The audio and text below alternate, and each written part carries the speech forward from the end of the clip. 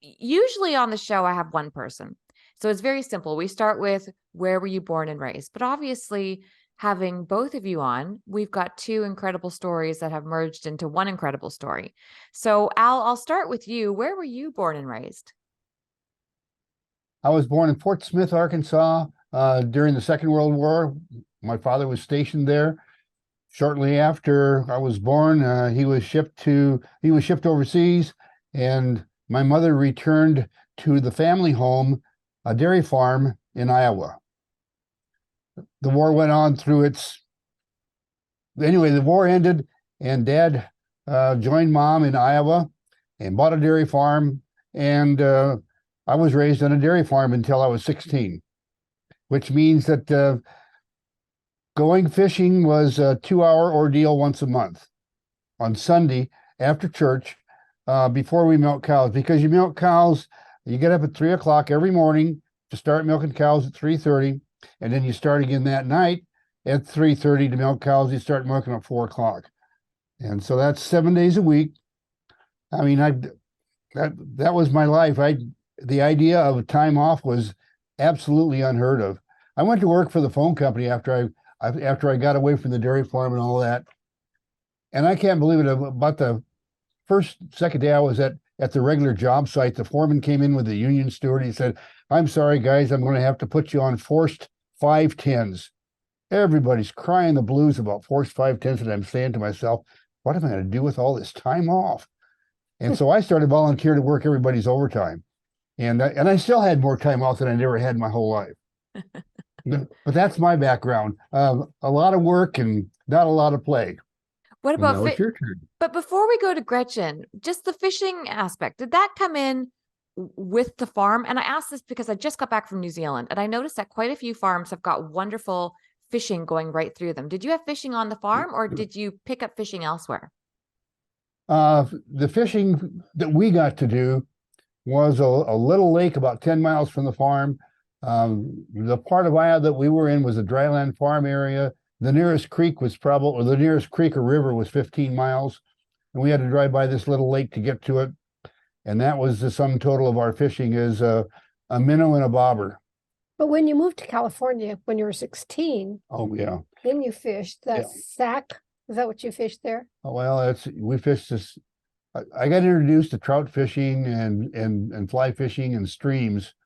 And there is some really, at that time in the early 60s, there was some incredible fly fishing in California. Still is. And then when I got out of the Army, I went back to my job at the phone company, and they said, "Would you like to go to Yosemite for a couple of weeks at Yosemite Park?" I said, "Okay." I stayed 5 years. Oh, And I I was a experienced cowboy. That's part of one of the things I guess I left out, is that I spent I wanted to be a cowboy all my life, so I became one after I got away from the dairy farm, and that's another life in agriculture where you work 7 days a week. So I went from one 7-day-a-week job to another. But anyway, so I was a working cowboy, got to do all that, followed the rodeo circuit, the whole bit. I rode bulls and bucking horses. And anyway, so when I went to Yosemite, they learned that I could pack mules and ride a horse, and I wasn't there just a short time, and they said, "Boy, there's a bad lightning storm in the backcountry. Would you grab a couple of mules and a horse and get up there and fix it?" And God, I had to ride by Merced River. Oh my God, this was awful. So I worked hard during the day, and I fished until I couldn't see anymore at night. Had a great time. and what was it about the fishing that really got you at that stage in your life? Because it sounds like you were a very active, maybe were you a bit of an adventure chaser? Yeah, I guess you could say that a bit. Yeah. So what about fishing? The rock band. Oh, I played in a rock band too a little bit. I spent 10 years guitar. I still got that. Back in the 61, I bought a used Les Paul Gibson guitar, a 1959 model, and I played it for the better part of 20 years, off and on in different bands and stuff. Anyway, I set that thing aside a few years ago, and I haven't played it much since. And the other day, I looked online to see what it would be worth because I thought, well, maybe I ought to get rid of the old thing. It's been around a long time. That doggone guitar, if it's in good shape, is worth $30,000. I'm just stunned. I mean, well, you never know. But anyway, I don't know how I got out. You keep getting me off the subject here. I was back in Yosemite fishing, I thought we were talking about, and we ended up with rock bands and guitars. But anyhow, Why did you love fishing though? What was it about it? it was the unexpected, the thing that I really liked about it when I got started was the unexpected tug, because when I started, it was well, all sunken flies in that Iowa lake, streamers and stuff like that. And it was that boom, all of a sudden you had a tug. Right. But I That makes discovered dry sense. fly fishing in the Merced River in Yosemite Park. Oh my God, was I hooked. Oh, yeah, I was a dry fly addict for a long time. And now I kind of do everything. I don't really care. But well, for about 10 years there, well, of the 5 years that I was in Yosemite, I don't think I ever had a wet fly on, except a dry fly that got wet because it was pulled under. Okay. Gretchen, what about you? Where were you born and raised? Well, I was born in Klamath Falls, Oregon, because I was a war baby also. My dad was there on war construction, but my family is from the Boise Valley. And so as soon as the war was over, we moved back to Boise, and that's where I was raised. So, and I did my fishing all around in Boise, the Boise River, and up in the high mountain lakes and streams in Idaho. And you Yeah, you your And dad, I spent a year and a half at the Teton National Park, where when they were building the lodge, my father did all the plumbing and heating on the lodge. So I also had the fishing experience there in Wyoming, which was incredible. So you grew up doing it. Yes, yeah. My dad never let me have a fly rod though. If we were fly fishing, I got a willow with a leader and a tippet and a fly. And so I never learned how to cast. her dad was a commercial tire that tied on a treadle sewing machine. Tell them about that. Oh yeah. Yeah. Yeah, Dad, there's a company in Boise, or was a company in Boise, that had women tying, and they were all women tying on treadle sewing machines. And so Dad thought that was kind of cool. So he went and checked it out. And so he built himself a treadle sewing machine. And then he built several more. So when the ladies that worked for this company didn't want to go to work anymore, they wanted to tie at home, he would furnish them the machine, and they would tie for him. And so I started out very young, sitting by him and sorting materials. That was my job. Wow. What Now, she's about 6 years old. Yeah, oh yeah. oh my goodness. And how surreal to be sitting here with you now in your fly tying room, still doing the same thing. Talk to me about the sewing machine. When I got married, of course, and had kids, I kind of put it aside. Yeah. There was just no way. I had worked full time as a human resource manager and had kids and all that. So I didn't tie for a long time. And then the kids were gone, and I tied a few flies. And so Al and I worked together. So we were having a staff meeting at my house one day. So I said, let me show you my flies. So I showed him my flies, and he kind of raised his eyebrow like, I don't know about these. Wow. So he gave me his video on beginning fly tying and loaned me a vise and all these tools. And I never used all these tools. That was a whole different thing. And then I learned how to tie on a stationary vise, which was a whole different process. That's what we got married and immediately moved to Montana and started our second career, which has been 30 years in the fly tying industry, or fly fishing industry. I've got a million questions on that, but I'm hung up on the sewing machine. What would you like to see one? Yes, please, if you don't mind.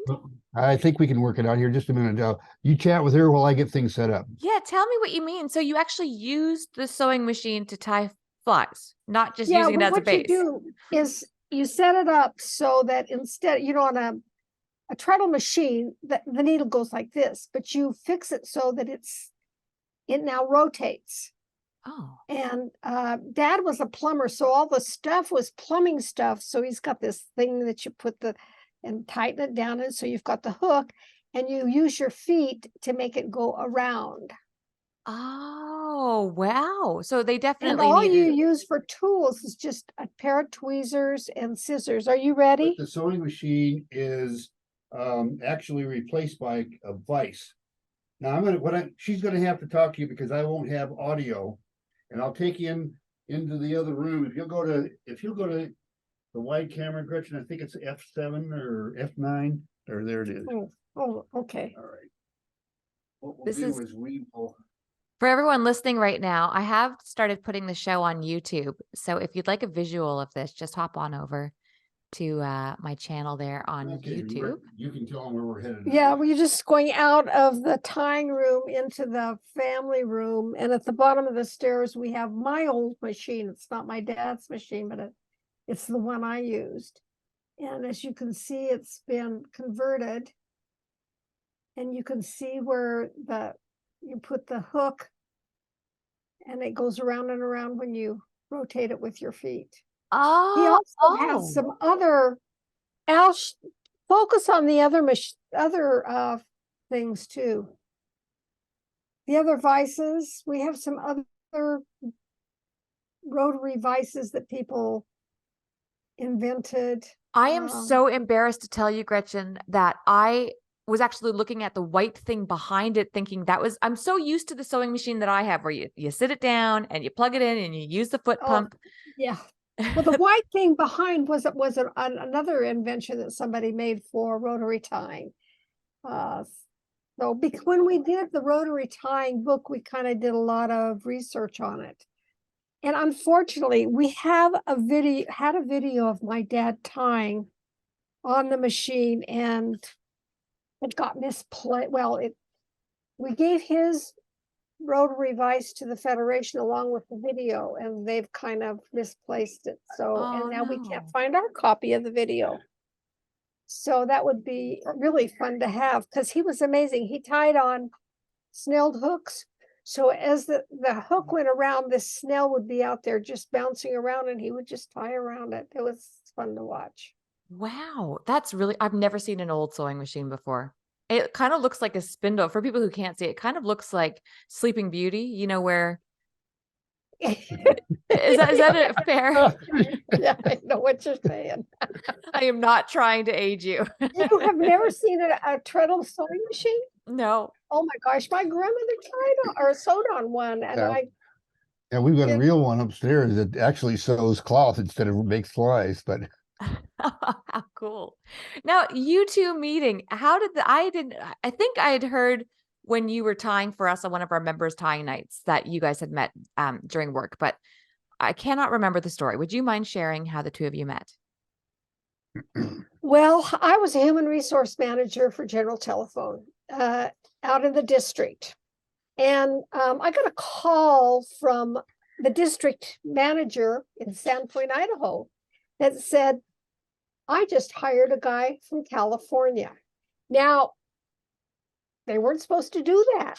I was supposed to be involved, and but they needed people. And so I said, okay, I knew that Everett, our headquarters, was going to be all up in arms about it, but we put it all together, and that was Al. And so I was in Coeur d'Alene as a human resource person, and he was working in Sandpoint, which was part of my district. and I was a technician I was a new hire from another company. So I was a technician for 6 months, and then they promoted me to supervisor, and that's how I met her, as she was on a supervisory gig, and we met at a meeting. And oh yeah,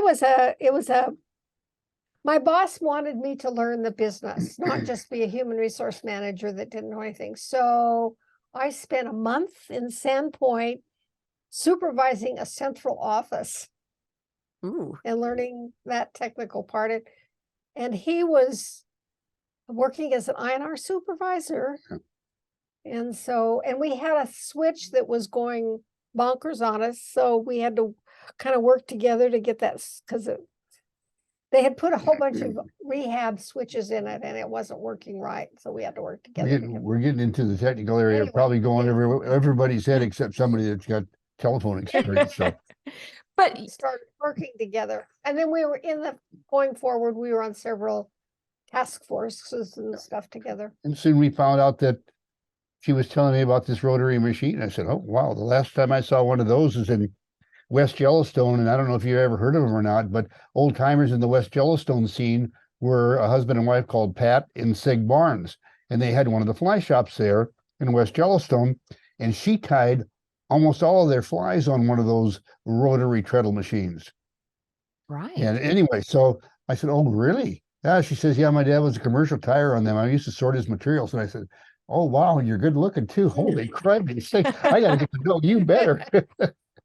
Because you both were fly fishers at the time. So then how did that conversation unfold? You said, I fly fish, you fly fish. What are you doing on Saturday?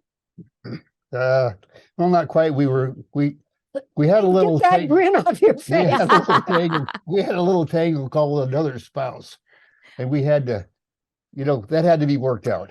Well, yeah, I had kids. He was my friend. He was just my friend. Got it. Right. Enough said. Okay, shall we go to Until another he wasn't, subject? right. Yeah, Until he yeah. wasn't, yeah. So He then- says he chased me for 10 years. I don't know if that's true or not, but The fly fishing industry, how does that all enter the mix? Did it happen before you were a couple? Yeah, it kind of. Yeah. See, and when I was still working for the phone company, I discovered that I was making a lot of money in a higher management level, and I wanted to have some kind of a hobby where I could fly fish and lose money. So it kind of helped balance out the taxes. So I Oh, started you're a fly being fishing company. serious. Oh yeah, absolutely. And so in 82, 11 years before I retired, I started this fly fishing stuff. And I had been a commercial tire since I was 14. I'd never missed a year tying flies commercially. So I'd always done that. So I decided to turn it into a living and file the taxes and all the kind of stuff that you have to do. And that's how we started the company with the company ID number that we have today, actually, was in 82. But then when we got married in 93, we resigned from our jobs in the phone company and we moved to Bozeman, Montana to tie flies and guide. That was it. Oh my God, that's a big move. Oh, we- my parents thought I'd gone crazy. Oh boy, that was But interesting part was we couldn't move into a house for like 2 months, wasn't it? took forever. It took 2 months to close the deal on our house. So we lived in the back of our little pickup and we called ourselves stream people.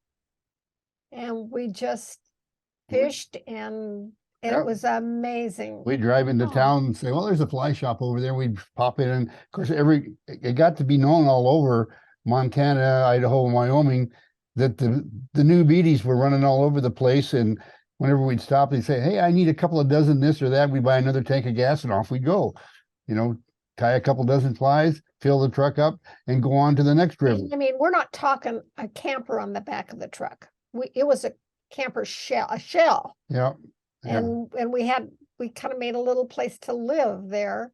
We belonged to an athletic club so we could shower, and we had a storage unit for the things we would need, like our float tubes and the important Yeah, stuff. important stuff. But 30 years ago, so you were how old? I'm too afraid to take a guess. You'd be young. I was 80 my last birthday, so I Oh, was 50 then. I was going to say you were in your early 40s. God, I love you, young lady. Boy, no, long ways. No, I was 80 in January. Okay, so 50, that's a big move for 50. Oh yeah, it was. We'd already had a full life in corporate America. Had the retirement. One of the things I used to tell the guys that I worked with, they talk about opening up their own fly shop and all this stuff, all the dreams they had, and they were young fellows. And I said, let me give you a piece of advice. Go out, get a job, get yourself a 401k plan, and then go into fly fishing, because you're going to go broke otherwise. You're going to go broke anyway, but at least you've got the retirement to back you up. And that was always my advice to the young people.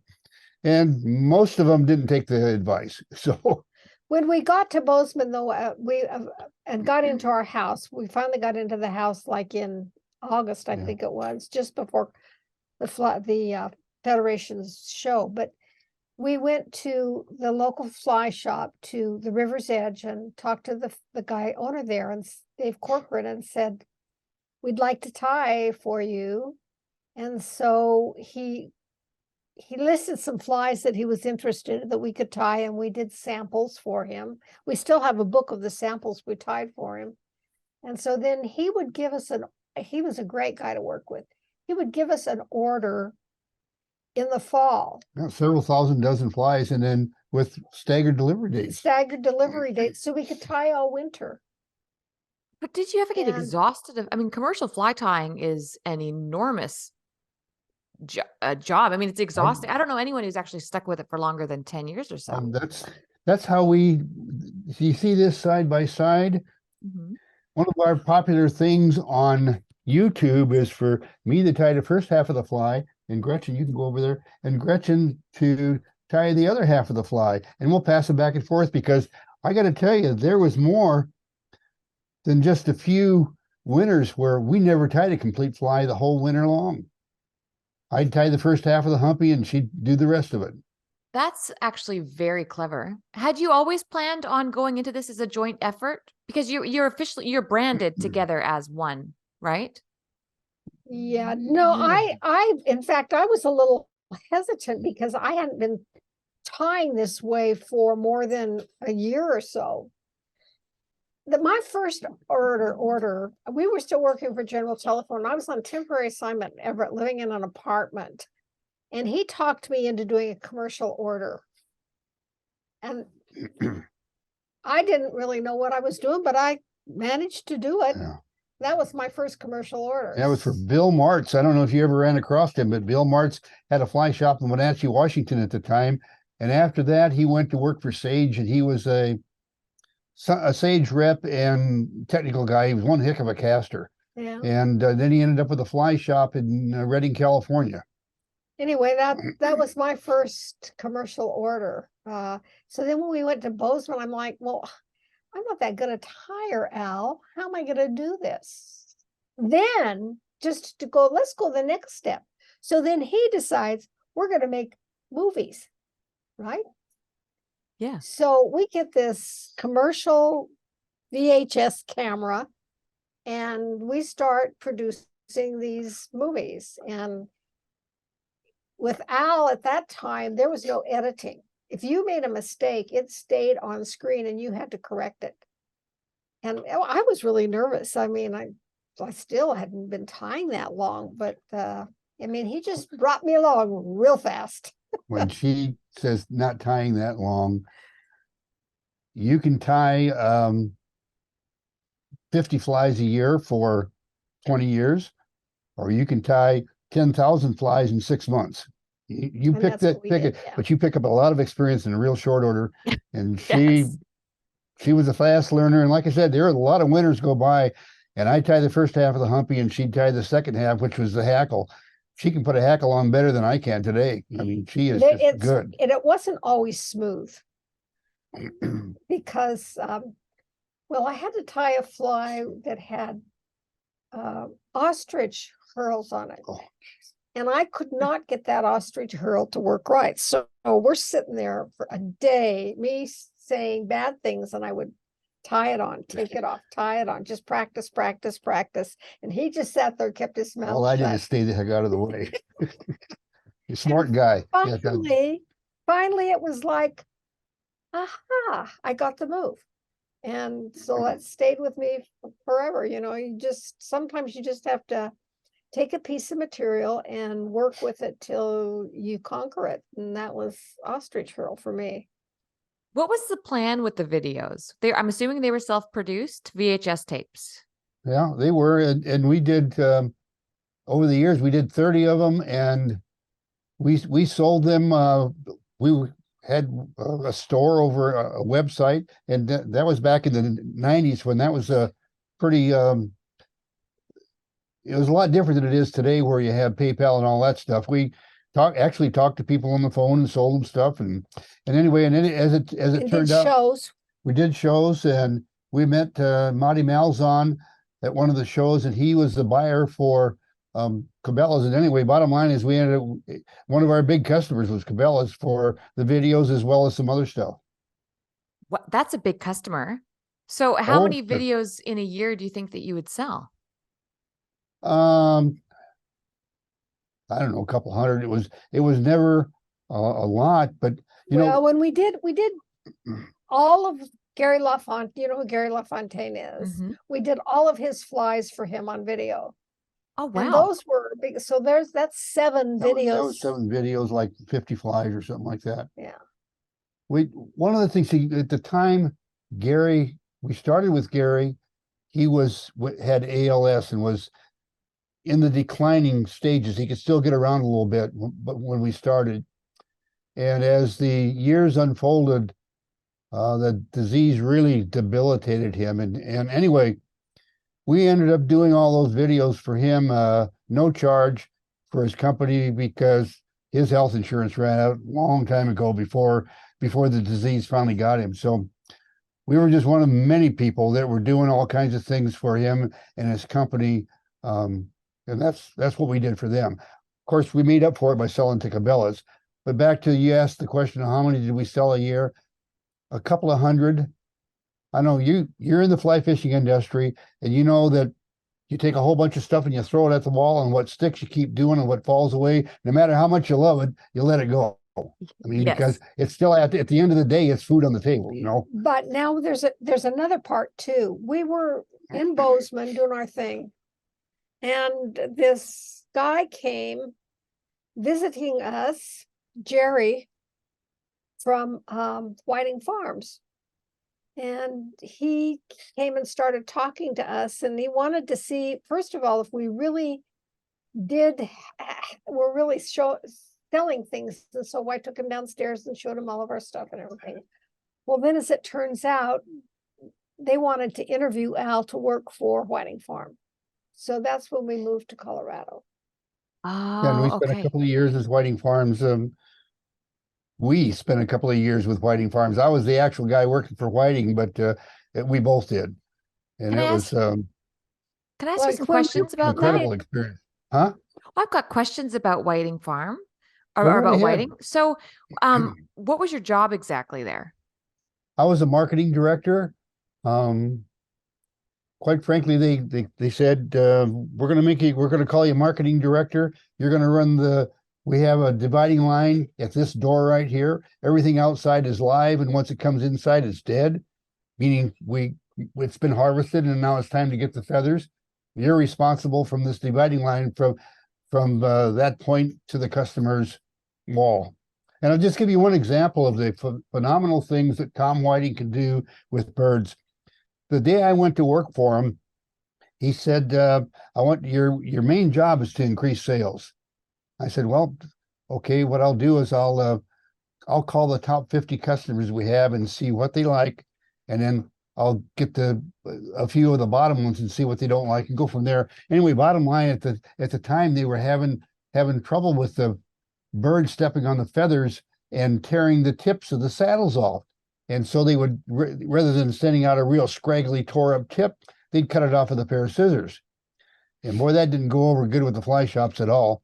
And so I went into the conference room at lunchtime. We always ate lunch in the conference room, and told him what the results of my study was. And I said, we really got to do something about these extra long saddle feathers. You can't send them out cut off, because it is really a pain for the retailers, because the customers don't like it. He said, I'll tell you what, I'll grow the legs longer on the birds so they don't drag the feathers anymore. He did it. So how He does did this it. work then? Are the birds used for meat? How are they farmed? Where are they farmed? I've got a million questions about birds. I'll answer the questions that I can, and then some is we're still under a non-disclosure contract, but the birds are raised in individual cages. That's so because the birds themselves are from Henry Hoffman's stock, and they were originally fighting birds. So They're all you have to keep roosters, right? They're not chickens, they're roosters. well, they're roosters for the the dry fly feathers, but there's a lot of use for the hen feathers, and we harvested a lot of those too. And one of the things that I did as the marketing director was take them from throwing all those feathers away to actually marketing those feathers. Smart. Because there was a need out there. As an example, good source for wonderwing material was really difficult to find, and they had it right there in the stuff that they were throwing away. But So do they get eaten do they get eaten after, or are they oh, simply bred for their feathers? the birds that grow the feathers, there's almost no flesh on them at all because of the breeding process. All their energy goes into producing feathers. Oh, So basically, you'll end up with a carcass that has very little food value. So what Tom did, and what a lot of people don't know, is that Whiting Farms is actually 4 farms or 4 ranches. And one of the ranches was an old cattle ranch, and it had a lot of hay fields on it, irrigated hay fields. So anyway, they composted the bodies and spread that compost over the hay fields. And Whiting Farms also sells the absolute best organic hay in Colorado. Also the manure too, though. Yeah. It was all composted together, and Yeah. talk about good stuff. Oh boy, I yeah, put it in it's my garden, it was amazing. it would be. Wow. Okay. Yeah. So then a bird though, like that, how long would it take to grow a bird to have hackles that long? If you're allowed to 3/4 of a answer year, that. 3/4 of a year, give or take. Wow. So that's why they're so expensive. Well, there's that. The economics of feather birds is compared to fryers, and that part of Colorado had a lot of bird ranches, if you will, but most of them were for the fryer industry that goes to the grocery stores for people to have for their evening dinners. And the economics of a fryer bird is to retail at that time for $3. Well, you can work the numbers from there, working back as to what they have to produce that bird for, and the dollars and that back to the company in profit. Well, at that time, our birds would take us 3 times as long to raise them. Okay, you can set that number aside. 3 times the length of time to produce. But we were selling the feathers out of them for $150 retail. And I understand that this was in 2001, 2, and in that time frame. And so by comparison, there was some major dollars with those birds. But also there's a lot more processing that goes Totally. with it. I mean, you don't just, I mean, it was quite a process to get those looking like you wanted them, to put them in the bags, and also some of them you dyed, and there was just a whole bunch of stuff. And through that process, there was all these feathers laying around that came out of the pelts for a fly tire. I would go around and pick feathers off of the floor, and Tom would say, "You don't have to do that." And I thought, "But look at it, it's a beautiful feather." Yeah, Amazing. I got to tell you that Tom learned real quick. He said, "Well, you can take your wages in feathers if you want." I didn't want to talk. No. No. The phone would ring. "Dear, would you like to go to lunch?" And that was code. She wanted to come back from lunch and go through the feather bins. I wouldn't get paid for the next 3 weeks because she took feathers home. Anyway, the best of the best. But I do like feathers. yeah, no kidding. But the real part of that story is we were going to a lot of fly fishing shows, like 12 a year. And he would do Whiting's booth and I would do our booth. And I would take those prime feathers and up the price, and they would sell like hotcakes. Right. I mean, this is before the whole hair phenomena, when everyone was buying them for the Oh, hair. yeah, we got in on that too, but oh, yeah. the hair phenomena. Oh, did we make out? I bet you did. What There makes It was what were those feathers that I bought that I sold for hair? But you mean the Hebert feathers? Oh, Hebert. Yeah, we bought a bunch of after Whiting bought Hebert. The first few batches weren't good for tying, but they were these great big long beautiful feathers, and the color was spectacular. And Tom didn't really know what to do with them. I said, buy them. So I bought them for like a couple bucks a pelt, you know. A pound. She bought them by the Oh, I pound. mean, and I had all these feathers, and Al's like, what are you going to do with them? I don't know. Hair. Well, and it's like 20 years later or something like that.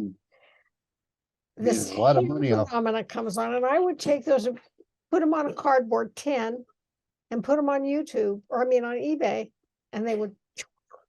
Oh, and in that's a amazing. month, I made so much money in a month, I couldn't believe it. And then it stopped, boom. But it was so much fun. Yeah, I was wondering about how you guys did in that time, if with the Oh, whole fashion thing. But what about the feathers? Sorry, go ahead, Gretchen. no, I was just saying, I don't feel guilty about selling those feathers because they weren't good for tying. Absolutely. What about the feathers, the feathers that we do use for fly tying, the ones that are deemed quality feathers? What is it about them that makes them so great? And I'll give you just some context here. I'm thinking about all the poor people who go into a fly shop and they don't know really what the difference is between premium and not premium. They don't necessarily take the cape out of the packaging and they just buy it. What should people listening right now be looking for when they go into the fly shop? I'm biased, of course. If the name Whiting is on the package, it will be a quality product inside. The only thing you have to look for is it the color you want? And I'll tell you, I have been through the process from one end to the other, and I can tell you right now, Tom hasn't changed one bit since I worked for him 20 years ago. Absolutely refuses to have a feather go out the door that isn't perfect for fly tying. That's And great it's, to hear. now, and I can only refer to how Tom dealt with things. I don't know how other feather manufacturers work, but if you buy Whiting Farms, and I'm not affiliated with them in any way, shape, or form, but if you buy a Whiting product, it's good. Period. But So also, if you are just a now and then tire, I don't know how else to say that, half a saddle or a quarter cape or a 100 pack from Whiting Farms, those are great buys for people that don't tie a whole bunch of flies. Those are all products that I developed when I was a marketing director, because at the time, like I told you, it was $150 revenue to the company for a bird if we sold the cape and the saddle, and maybe a few other feathers. But the cape and the saddle would bring $150 retail to the company, which you can work the numbers back to see what the margins would have been for the fly shop owners and so forth.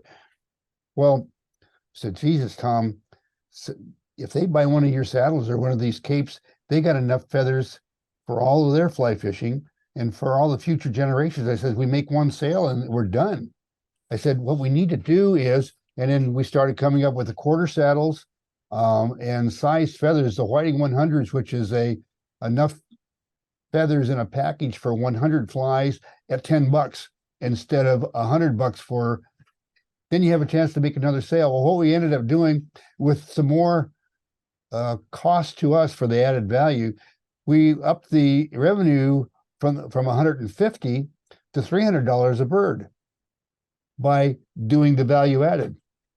So it was good for us, good for the customers, and we could get customers coming back, because otherwise you wouldn't. I mean, they just have all the feathers they could use forever. It was tricky to find somebody to size those feathers for the 100 packs. We went all over, and what we ended up doing is, one of our major customers was a fly factory in Malaysia.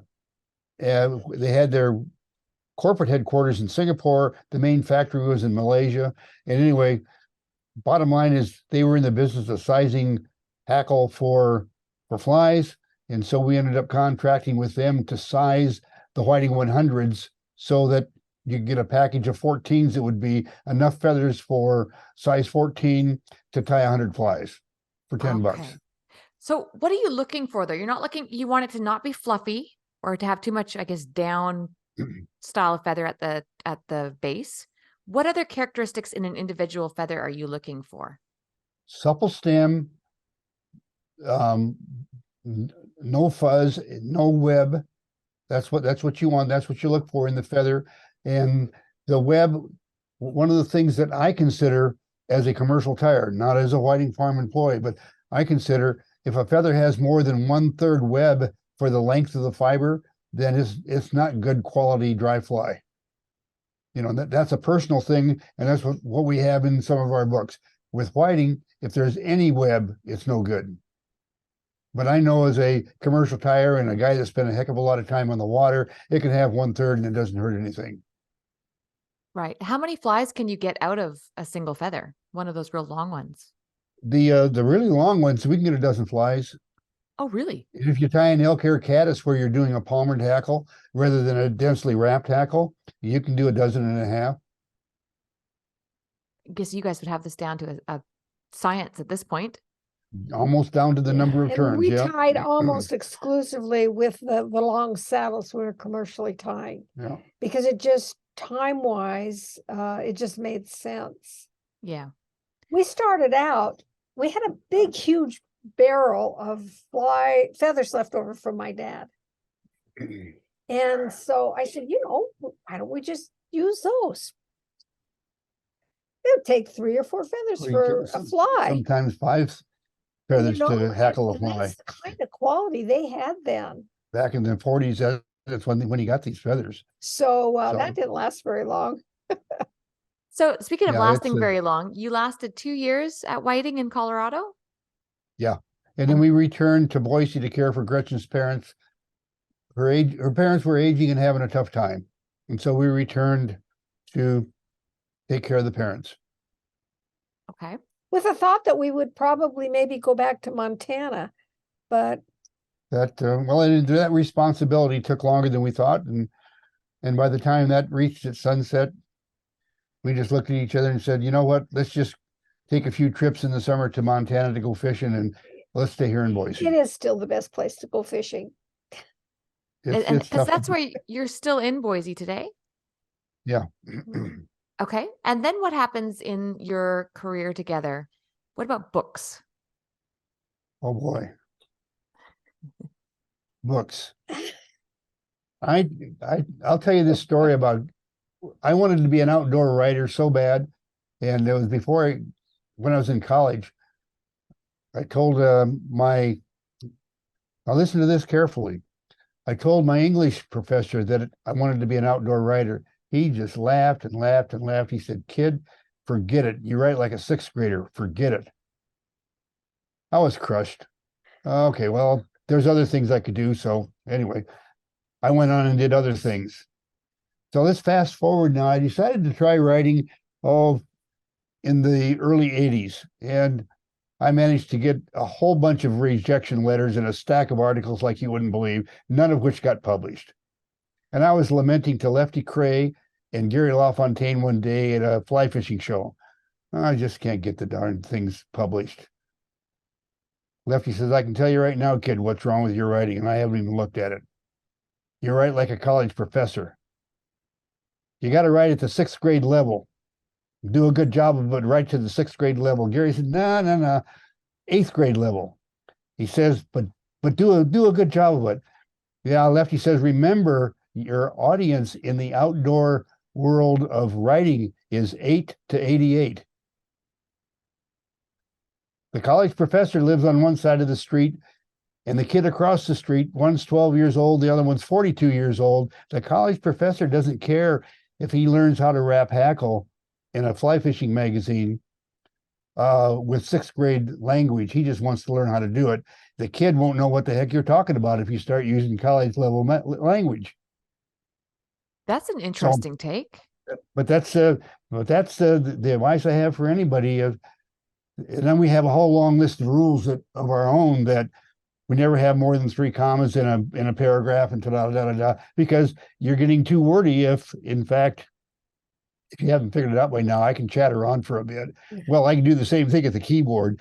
Well, she gets rid of all my chatter out from the keyboard, takes away those. The way we do it is we kind of come up with the ideas together. We brainstorm. Yeah. And then we kind of verbally outline what we want to do. And then he writes it. And then if he's describing how to tie a fly, I read it without looking at the steps. And if I can't visually picture it, then we have to go back to the drawing board. I want to be able to see it in my mind. And that's kind of the way we work. Yeah. Teamwork. How many books have you written now?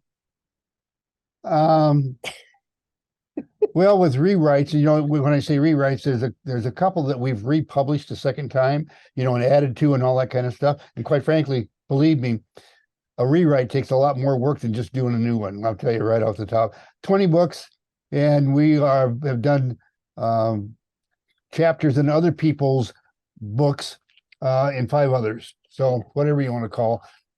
We don't write for publishers anymore.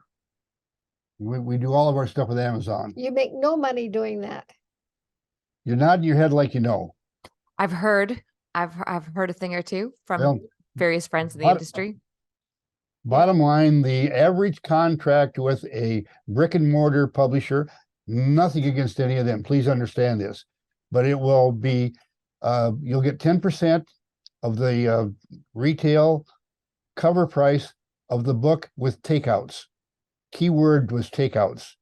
The parts they take out for, we just sent 50 books over here for advertising over there. Bottom line is, you better get your money up front in the form of an advance, because you don't see that 10% ever. And we did get an advance on the LaFontaine book, so we made some money on it. Yeah. But that was it. But then we went to work through Amazon, and those checks show up every month. All right. And in fact, we wrote a book on how to publish on Amazon, and so a plug is out there. Go to Amazon, and you'll find it there in our book page. There's one on how to write an ebook, and another one on how to write print books. And it's different. Yeah, it's very very different from one to the other, how you do it. So we've got some that are ebooks and print books, so we had to do it in 2 different formats. What do you think that the two of you are best known for in the fly fishing industry, as far as being technical tires? Hairwing dry fly, I think we're best known for. Yep. Humpies, wolves, stimulators, trudes. Yeah, comparaduns. I mean, Comparaduns. anything tied with hair. There's a whole process, and I think we covered it some in one of the other things that we did for your organization. But just in tying a good hairwing fly, you got to have the right material to start with, and that means the right hair. I did do some weaving when we were tying commercially. I wove a stonefly, but I haven't done much of that since. In fact, one of our books is The Art of the Weave. Is one of the other things that I learned as a working cowboy is I learned to braid rawhide for horse equipment, and somehow or another that found its way onto fish hooks, and it works really good on fish hooks too. Braiding on fish hooks. Now, weaving, we could probably go down a whole rabbit hole of weaving. I've done it in a few of my flies, and it does take quite a bit longer than just regular wrapping. Is it worth it? Can the fish tell? Probably for the most part, no. Probably if you're fishing a fairly fast stream, it doesn't make one doggone bit of difference. If the fish has such a short time to decide. Now, when you're fishing spring creeks, I'm not going to say weaving makes a difference or braiding or anything, but the fish get a lot longer chance to study the fly. Also, I think with stone flies, I think I did a George Anderson stone fly, and I think for a stone fly, you can get the shape of the body closer to right, and the look of it. I think for a stone fly, and you can get pretty fast at it after a while. But that fly took a lot of time, and every year I would tell Dave, I'm not tying that, and he would up the price he'd pay for it. Finally, I said, I don't care what you pay me, I'm not going to tie it because it did take a lot of time. Got it. Now, just going back to some of the videos that you have made for Anchored Outdoors, you have blown my mind on everything that you have done. I think I had you for, did we do 2 fly tying nights? Yeah, we did 2 fly tying nights. We did the whole series on dubbing brushes and different ways to utilize dubbing. You blow my mind consistently. It's a bit of a disservice doing this in a podcast because we can't showcase a lot of these techniques. And that's not a shameless plug to go to my website, because people can also go to your YouTube channel and see a lot of these techniques. Yeah. But can we talk through some of the major aha moments that your viewers get? Because you both just you're riddled with tricks and tips. What are some of the biggest aha moments that you've seen in your presentations? Jesus, there's many. There was one here recently. What was it? It was so simple. Oh, broke a thread, and all we did is just pulled the thread down and pulled the two together and just kept right on wrapping, and the people, That's right. They were like, wow. wow, that was worth the admission right there. We didn't even talk about it. We just did it. You know, it's You know, So, you know, that is a really hard one. And oh, that we've had a lot of ahas on which way to twist dubbing. oh God, yes, that's an important one. In fact, we did a whole book on it. Twisting dubbing. You determine the direction, you twist the dubbing based on whether you're a right or left-handed tire. Okay. And you look down the thread from the hook, and then you twist in either as a right-handed tire, you twist in a clockwise direction Always. when looking down on the thread. And if you're a fly tire, then twist your dubbing and you wrap, up, twist, wrap, twist. If you keep twisting to keep it tight, because it keeps coming loose as you wrap it, you're twisting it the wrong way. So as you wrap, you're untwisting it. That makes perfect sense. Yeah, that was a big one. That's also And, the and one. of course, it's the opposite direction. Now, if you're left-handed, you're going to be going counterclockwise. That you twist your dubbing. But The other thing is the Wonder Wing.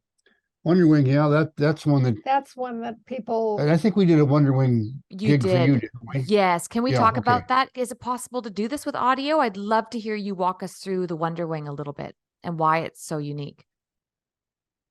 First off, a Wonder Wing, as it was originally done, it is 2 feathers placed curved sides away from each other, and then the fibers at the base ends are stroked back and tied to form a wing, tied to the hook shank to form a wing. And that's the stems, the fibers. You stand them all up, you got a beautiful wing stem going all the way to the hook.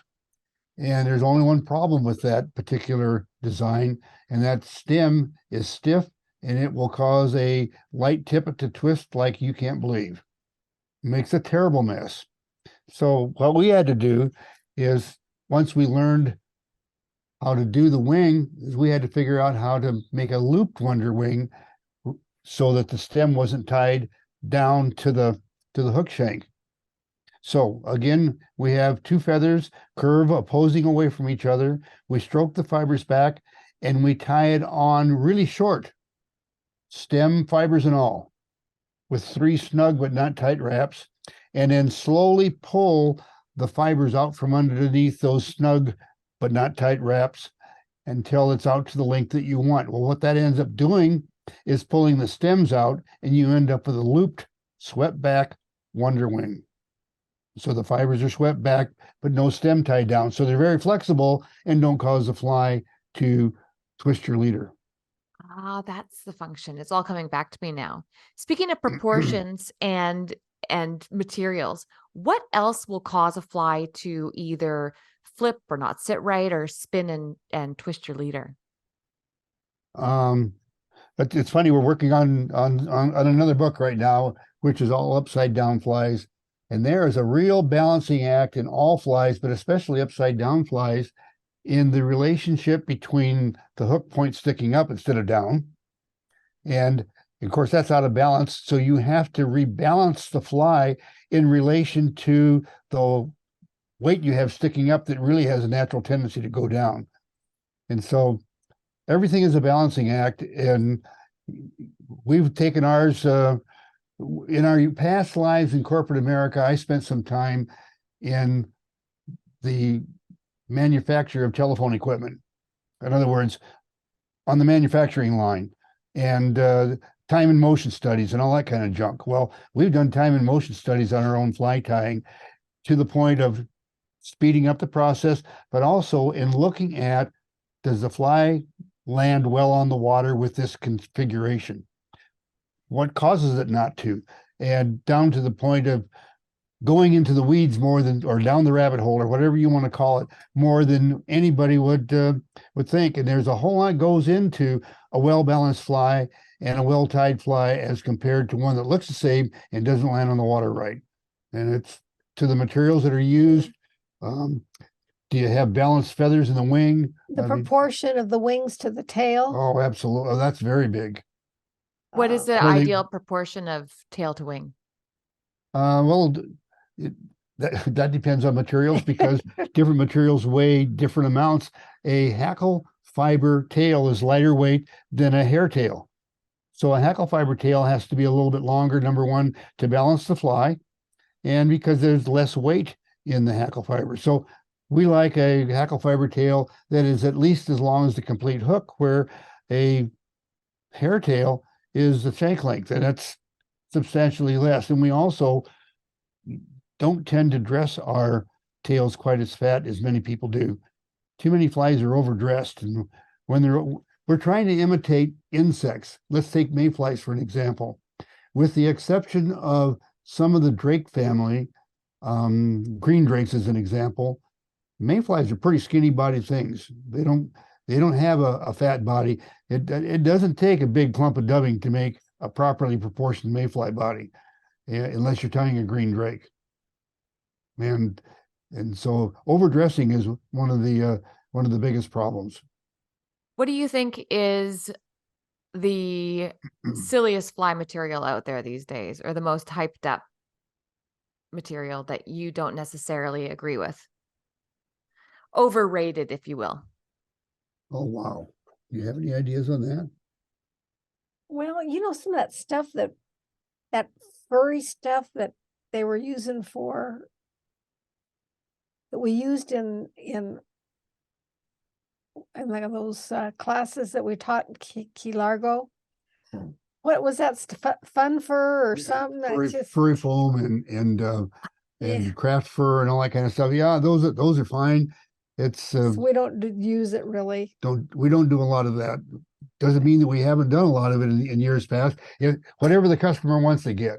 But it's not something that we really like working with necessarily. Yeah. I prefer natural things. Yeah. Then there's this lady called April Vokey came along and asked us to do dubbing brushes out of the darn stuff. Well, that's still one of my favorite series. I just couldn't believe what you put together. My brain was on fire after that.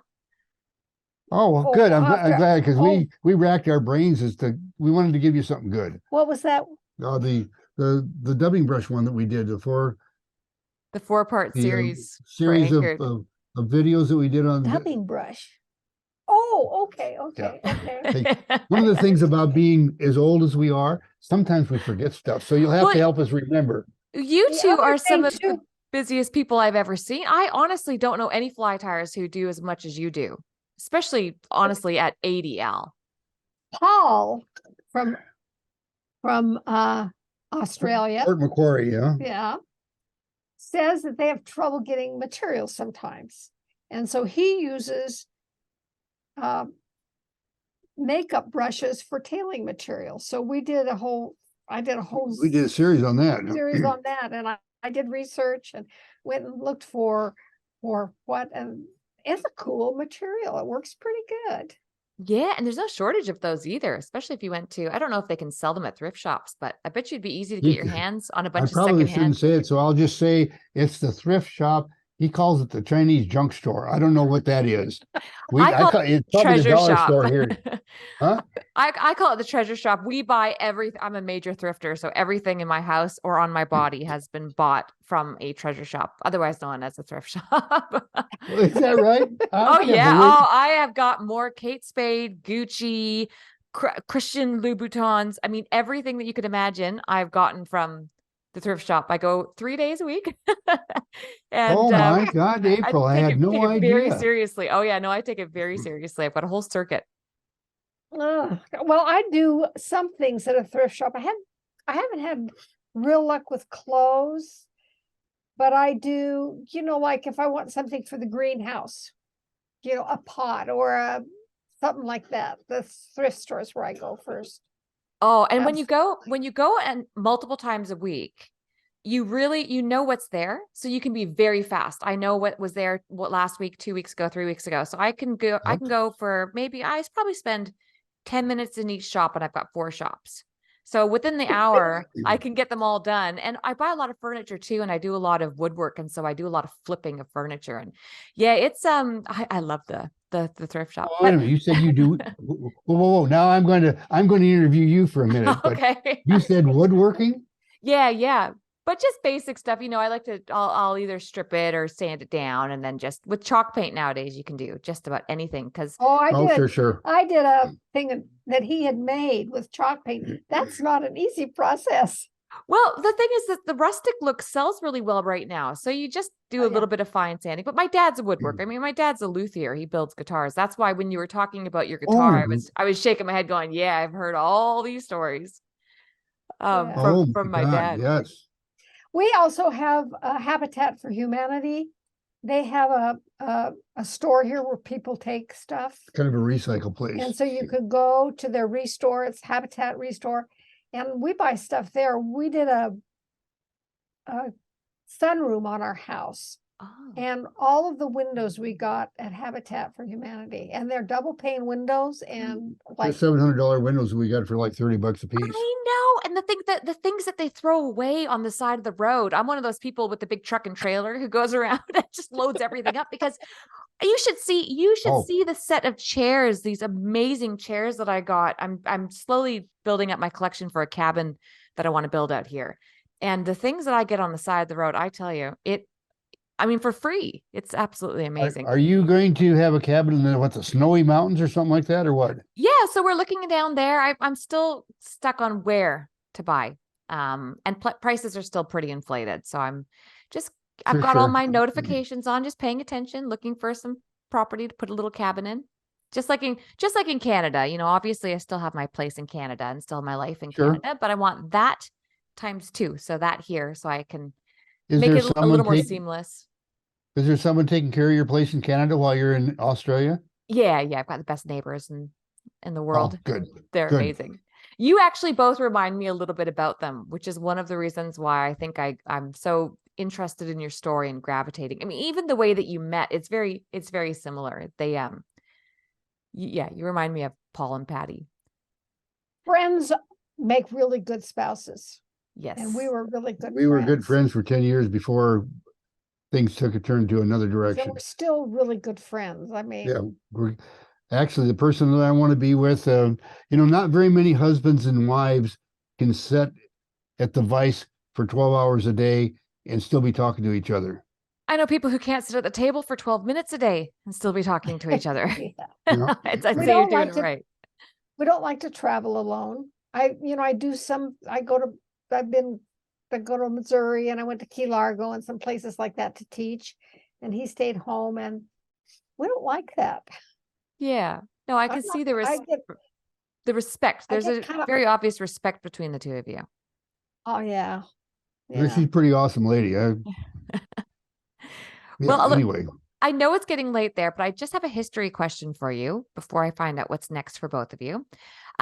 Historically, and I'm not entirely sure if I'm right here, but I had always thought that the feathers, especially in the Atlantic salmon world, and not so much steelhead, that came later, but they were primarily a feather wing fly before moving into hair wings. And I'm wondering if that's the same in the trout world. Was it Were they once more featherwings before moving into hairwings? And if so, why? Absolutely. It's My dad never tied with hair.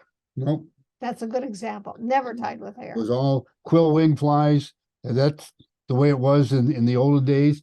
And I think you can probably thank Dan Bailey and a couple of others from the 40s and 50s who went to Montana early on and looked around and said, darn, there's not very many duck quills around here, but boy, there's a lot of deer and elk. Oh, yeah, And I okay. think that's how it came about, quite frankly.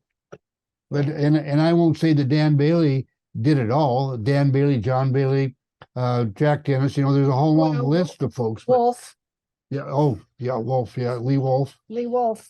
Yeah. Yeah, because Lee Wolf and Dan Bailey were very good friends, and the Wolf fly was it's pretty obvious that Lee Wolf was the one that brought that all about, and Dad never dubbed a fly either. He never used dubbing. never used He dubbing. Yep. used, All he had these silk. big spools of silk Yeah, thread that Yes. all of his bodies were made with that, or chenille. And Right. Would you know so it why? was- Was there a technical reason why? Or was it a snooty thing? Was it an availability thing? it's just what I think. I think it was a traditional thing coming from Yeah. England. Yeah. I mean, yeah, that's And they were tied on snailed hooks. So he sold them to some of the local people. He sold to some of the resorts bouquets of flies. And there'd be 13 in a bouquet. that'd be an angler's dozen. So what are Yeah. your personal thoughts on it? Do you find that one fish is better than the other? Do you have a preference? I'll tell you what, it don't make a doggone bit of difference what's on the hook. It's how you present it. And that's like, that's based on 65 years on the water. So I have a pretty good idea. And yeah, Well, there's some exceptions. On the Laksa, I gotta have a stimulator. yeah. There's just some places that you've had luck. So that's the fly that you use. Probably other things work, but Yeah, I mean, we started to write a book and figured out that there probably wouldn't be any use for it. But one fly that we've fished all over the world in every environment you can imagine that's always produced for us is a renegade. I mean, I'm talking about saltwater. I don't know You what can that tie them in the is. saltwater version, steelhead version. I'm Googling it right now. Oh, you don't know what a renegade is? No. Oh my God. Renegade fly.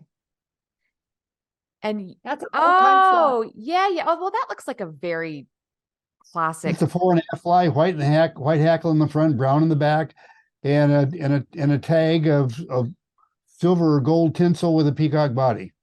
That's the original. That would And work we for did- just about anything.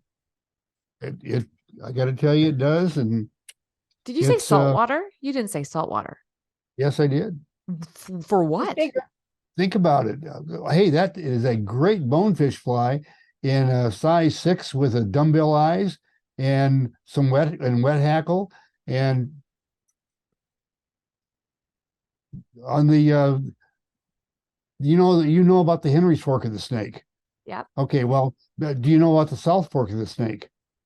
Yes, I mean I've heard of all of You these. heard of all I that? think Tell you what. I fished the South Fork, I believe. Once upon Okay, a well, time. anyway, the South Fork of the Snake is really great fishing. And now one of the things about having an 80-year-old person that you're interviewing is your mind goes zick. And I just lost it. I forgot I was going to say. So we'll get on with it, April, and maybe it'll come back tonight at 3:00, and I'm staring at the ceiling wondering. Something about what I a forgot. renegade on the South Fork. Yeah, renegade. Oh yeah, on the South Fork they have the Super Renegade. It's the only place that they do them, and it's on a size 4x long hook, and half of the body is white chenille in front, and there's a grizzly hackle in the middle, and peacock at the back. So it's brown, peacock, grizzly, white chenille, white hackle. The Super Renegade is a killer on the South Fork. I could see that working great there. So what's next for you two? Because it feels like you're not slowing down, you're just getting busier. I'm seeing you constantly pump out content. Your camera work on your videos is totally dialed in. It doesn't, I mean, you're writing more books. It doesn't sound like you're slowing down at all. What's next for you? The next thing is we're working on a book for upside down flies. That's it was a real popular thing about 20 years ago. You mean fishing them upside down? Like you want them to be upside down? Yeah, let me do one here for you. Okay. Oh. That's an example of an upside down fly with a reverse parachute hackle. So what's the advantage in it being presented with its hook up like that? When there is no advantage unless you're fishing. You remember when I said that it didn't make any difference when the water is moving fast, but when you're in a spring creek, they got time to look at it? Yeah. Believe me, after they've been stung a few times, that hook pointing down into the water makes a difference. I've always wondered that, you know. And here is Also, sometimes if you've got a lot of weeds on the bottom and you're fishing. And that's a parachute the other way. And let's see if I got. So you're writing a whole book on this. Yeah, there's a lot goes into it besides, again, just the balancing of the thing.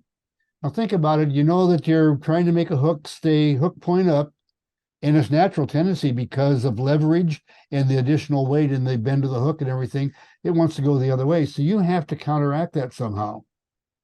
And so there's two things on a dry fly. You've got the parachute effect, which is the wing that you saw sticking up above.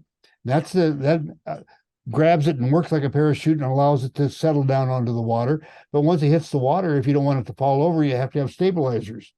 And the stabilizers will be, and you saw a couple of examples there of a parachute hackle.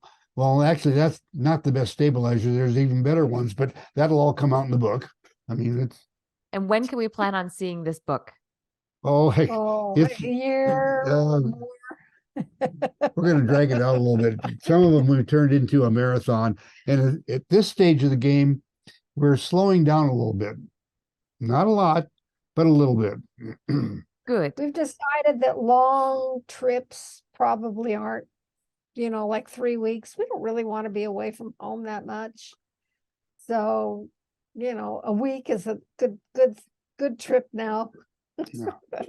Yep. And we just finished building a greenhouse. We tore down our old one and built this greenhouse. We're not building anything again. Never again. No, not at this stage again. It's just, boy. Instructions with the greenhouse says 2 people for a day. Well, 2 weeks into it, and when you take a couple of 80-year-olds, I'll tell you, you slow down a bit. Well, and rightfully so. You've earned it. Oh yeah. Oh yeah. I'm not 80 yet. Let's make that perfectly clear. I married a younger woman. That's right. You go, girl. Well, I do know it's getting late there because you're over on which time zone are you on? You're not on. Mountain. We're on Mountain. It's coming up on 6:30. Well, I'm going to let you both go. Where can people find you? What do you think is the best place? Or where do you think is the best place? YouTube or your website? You can go to Facebook, and it's Gretchen-Al Beatty for Facebook. The website is btsflyfishing.com, and that's Boy Tom Sam flyfishing.com. And how do they get on the YouTube? What about the newsletter, Al? How do we get on your newsletter? Because you've got a wonderful, you do an interactive meet. Is that every week or every month? Every week we do that. And if you go to our website, at the very top of the page, it tells you where to send the email, and it's a free hour-and-a-half long fly tying gig on stuff. We're doing upside down flies. What is the date? Wednesday, Friday night. Friday night we're doing upside down flies. Oh, I'll see if I can get this out by then. If you want, I'll put you on the list if you want to be on it. Oh, I'm on the list. Oh, you are? I love watching what you're up to. There's several hundred people on it. So anyway. Yeah. Anyway, join us if you also, can. if you can't get on it, you can then wait for Saturday afternoon, usually by afternoon on Saturday following Friday. He has it on YouTube. Yeah, so you go to Al Beatty channel, and all of our FTF is what it's called, a Fly Tying Friday, and then Fly Tying Friday dash whatever the date. And Perfect. as far as your question was, the best way to get a hold of us, if you want to watch tying, probably YouTube. But if you want to purchase something or look at the books and all that stuff, then the website. Or you Excellent. can go to Amazon and look at what's there too, as far as books. And what books do we have available? Oh, I There love they it. are. Oh, if you're listening right now, you can't see that Al is so great with this whole Zoom thing, and he's just put up a there's slide with all my the little books. I want you to take note in the Cookbook. lower right corner is Mhm. 2 books on how to make candy, because Gretchen, whether you know it or not, is a professional level candy maker. Really? Yeah, I have a background in she's my awful good. Let me give you one tip or one recipe out of her peanut brittle cookbook that's Okay. that we just flashed up there.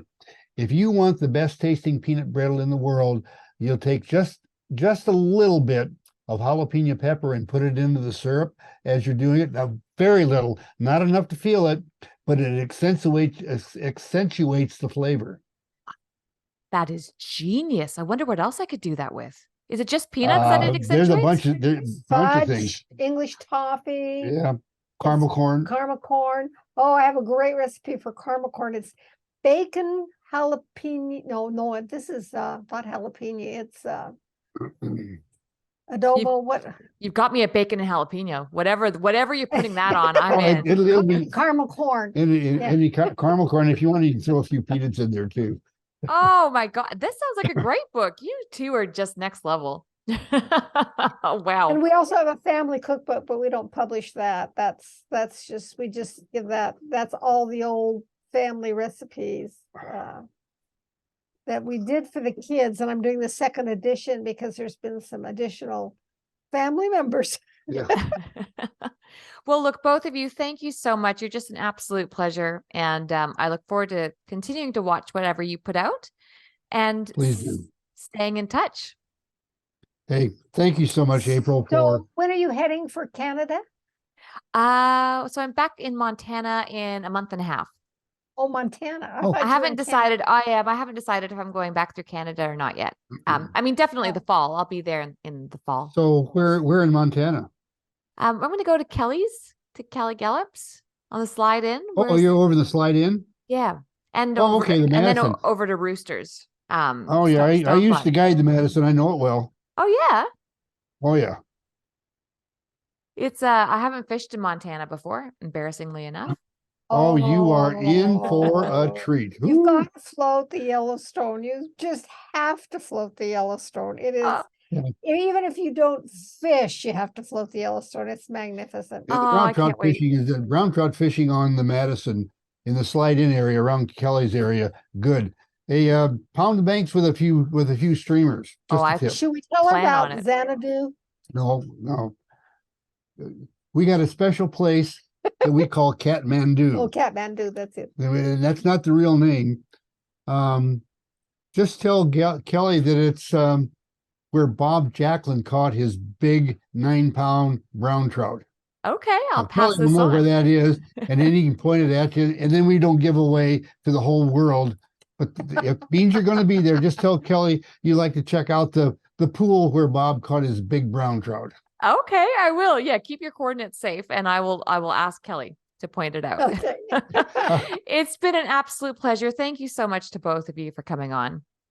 Take care. Okay, I'll talk to you soon. You bet. Bye-bye. Bye. Bye. Bye.